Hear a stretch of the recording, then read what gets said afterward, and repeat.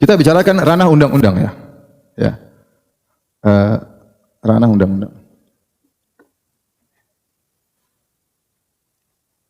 Yang ada syariatnya jelas dalam Islam. Seperti hukum hudud, seperti ya, salat, hukum apa? Hukum rukun Islam dan lain-lain ya. Kemudian yang tidak ada syariatnya secara tegas.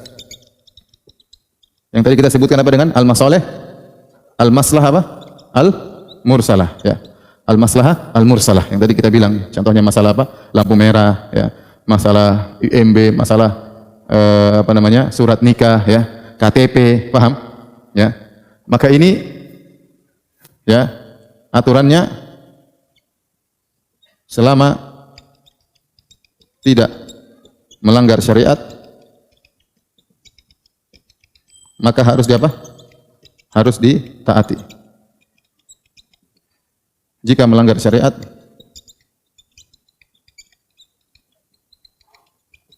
maka tidak boleh ditaati.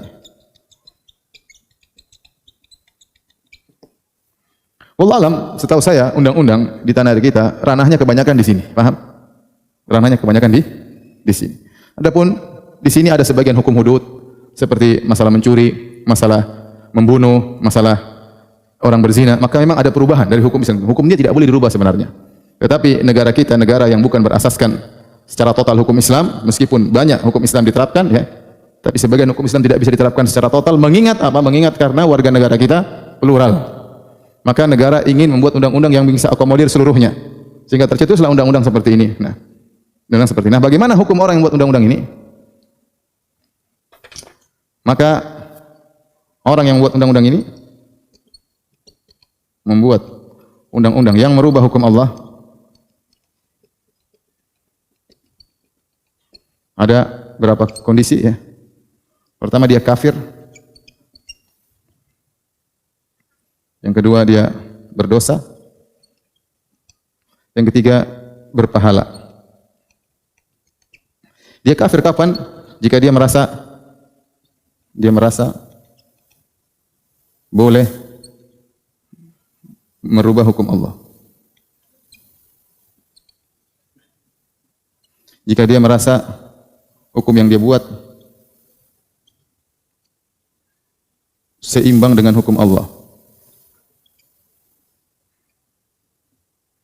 Jika dia merasa hukum yang dia buat lebih baik daripada hukum Allah.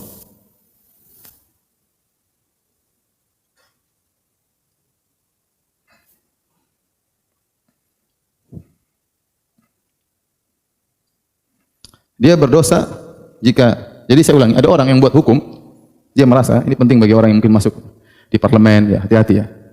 Kalau dia membuat hukum, dia merasa hukum ini, dia ngotak-ngatik ini, ranah ini tidak boleh diotak-atik, paham? Kalau kita bicara hukum, paham? Ranah ini bebas. Ya. Misalnya contohnya bikin IMB, aturan negara ini, aturan bikin taman, aturan bikin perumahan, ini lapang untuk berubah melihat situasi dan apa? Kondisi. Karena dia tidak ada dalil yang tegas mengatur demikian. Maka ini masih fleksibel selama tidak melanggar apa? Syariat, paham? Nah, kalau yang ini jangan diotak-atik, jangan rubah sholat duhur jadi 3 rakaat ya. Haji jangan rubah, misalnya Ka'bahnya pindah ke Bekasi, jangan. Ya misalnya ini berkaitan dengan hukum hudud, kemudian rukun Islam yang ada aturan jelas, maka tidak boleh diotak-atik. Contoh seperti masalah cerai ada aturannya jelas, masalah waris ini banyak ya. Seperti apa? Waris, masalah apa? Perceraian dan lain-lain yang ini ranahnya sudah jelas dalam apa? Islam. Maka tidak boleh diotak-atik. Ini hukum asalnya tidak boleh diotak-atik.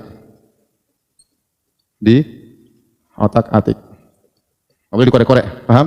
Kalau ini ranahnya apa? Fleksibel, bisa berubah sesuai dengan apa? Sikon.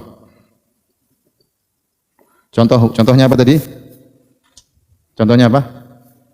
IMB, apa? Contoh IMB, apalagi aturan PT, yayasan, misalnya, ya. Apalagi? KTP, kemudian surat nikah ya. Antum surat nikah punya enggak? Punya. Expire atau belum? Dan lain-lain. Ini fleksibel, ini bukan ranah syariat, hanya maslahat. Paham? Baik. Ini kalau ada orang berani otak-atik ya, maka dilihat. Kita tidak berbicara seperti kita di Arab Saudi yang memang sejak asalnya memang Al-Quran dan apa? Sunnah. Dan saya tidak tahu ada satu negara yang hukum asalnya diterapkan secara total Al-Quran dan Sunnah kecuali apa? Arab Saudi.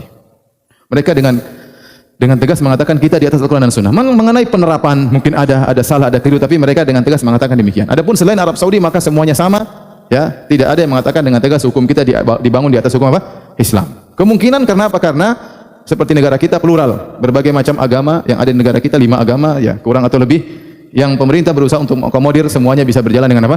Dengan baik. Ya. Yang jadi masalah kalau kita pas orang Islam, kemudian kita ditugaskan untuk membuat undang-undang. Apakah melanjutkan atau merubah? Maka ingat, kalau sudah sampai pada ranah syariat, ya, maka ingat tidak boleh diotak-atik. Barang siapa mau otak-atik, maka kondisinya ada 3. Kondisi pertama, dia merasa dia mau otak-atik, ini apa namanya, orang mencuri, nggak usah dipotong tangan lah, ganti aja. Tatkala dia buat demikian, lihat apa keyakinan dia. Kalau dia merasa dia boleh merubah hukum Allah, maka dia kafir. Hukum Allah tidak boleh dirubah. Kalau dia merasa hukum yang dia buat seimbang, ini juga bagus kok, sama seperti hukum Allah.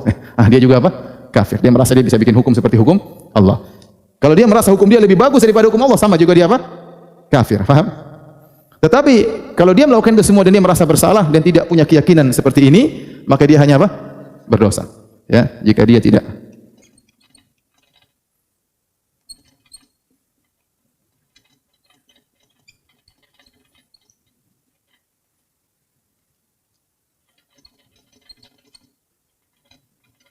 Yang ketiga, bisa jadi dia beristihad berpahala jika dia memperbaiki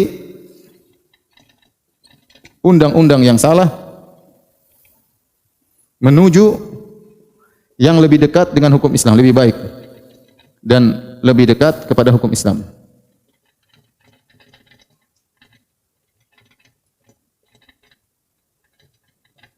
Maka mudah-mudahan dia dapat pahala. Contoh, mencuri dalam hukum Islam dipotong tangannya. Atau ada undang-undang enggak mencuri cuma di penjara 1 bulan misalnya. Dia tahu menghukum pencuri di penjara 1 bulan ini salah. Harusnya dipotong apa?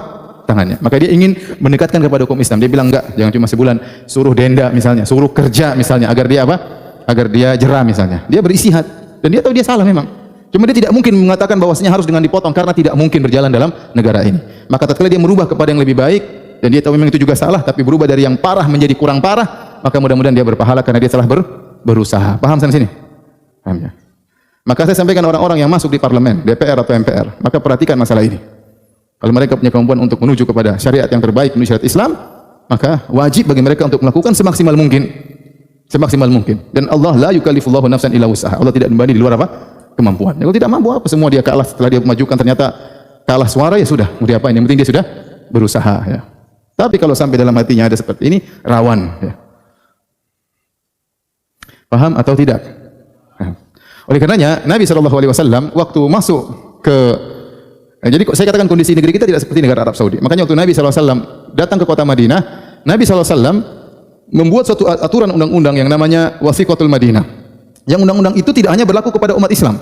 Karena di kota Madinah ada beberapa komunitas. Komunitas Islam, komunitas musyrikin, ada komunitas Yahudi. Maka Nabi membuat peraturan negara, istilah kita, yang mengakomodir seluruhnya dan tidak mengotak-atik peribadatan mereka. Adapun masalah orang Islam, Nabi bikin aturan sendiri antara sesama muslimin. Wasiqatul Madinah, piagam Madinah itu berkaitan dengan undang-undang kenegaraan. Bagaimana mengakomodir 3 komunitas yang ada, Yahudi, Nasrani sama musyrikin. Paham? Yahudi, Nasrani sama musyrikin. Ya. Nah, saya kalau boleh melogikakan bahwasanya yang dihadapi oleh negara kita adalah bagaimana bisa mengakomodir seluruhnya. Tetapi bagaimanapun membuat undang-undang waspada, ya. Karena harusnya hukum Allah berlaku, dia rubah, maka lihat bagaimana kondisi dia, jangan sampai dia terjerumus dalam kesyirikan atau kekufuran.